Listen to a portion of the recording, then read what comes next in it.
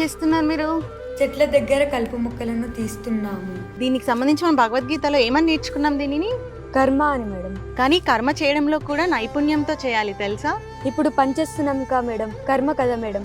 మళ్ళీ కర్మలో నైపుణ్యం ఏంటిది మేడం? కర్మను యోగంతో చేయడమే నైపుణ్యంతో కూడుకొని కర్మను చేయడం అని. యోగం అంటే ఏమిటి మేడం? యోగం అంటే నువ్వు చేసే పనులు అంటే కర్మలు సిద్ధించినా సిద్ధించకపోయినా సమభావంతో ఉండడమే యోగము. బుద్ధియుక్తో జహాతిహ యువేషు కృత దుష్కృతే తస్మాద్ యోగాయ యుజ్యస్వ యోగః కర్మసు కౌశలం. మేడం, ఎందుకు నైపుణ్యంతోనే కర్మ చేయాలి, లేకపోతే ఏమవుతుంది? ఎందుకంటే కర్మ ఫలితం మీద ఆసక్తి నువ్వు విడిచిపెట్టలేక కర్మబంధంలో చిక్కుకుపోతావు కాబట్టి. కర్మబంధనం వల్ల ఏమవుతుంది మ్యామ్? దాని వల్లనే నీకు సకల దుఃఖాలు కూడా కలుగుతాయి. మీరు చెప్పేది ఏమిటి మేడం? కర్మ ఫలితానికి అటాచ్మెంట్తో ఉండడం ద్వారానే ఈ దుఃఖాలు వస్తున్నాయా?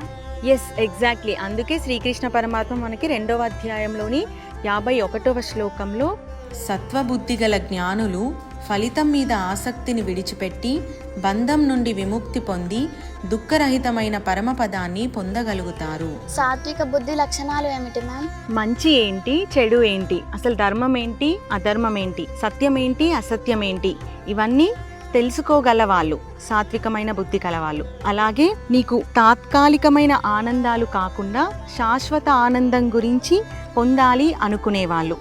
మరియు కోపము, మోహము అనే ఎమోషన్స్ మునిగిపోకుండా శాంతంగా ఉండడం. మేడం, సత్వబుద్ధి రావాలంటే ఏం చేయాలి?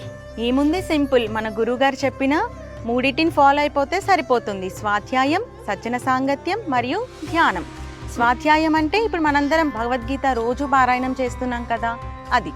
మరి సజ్జన సాంగత్యం అంటే ఇలా అందరము మీట్ అయ్యి దీని గురించి మాట్లాడుకుంటున్నాము, ఆధ్యాత్మికత గురించి.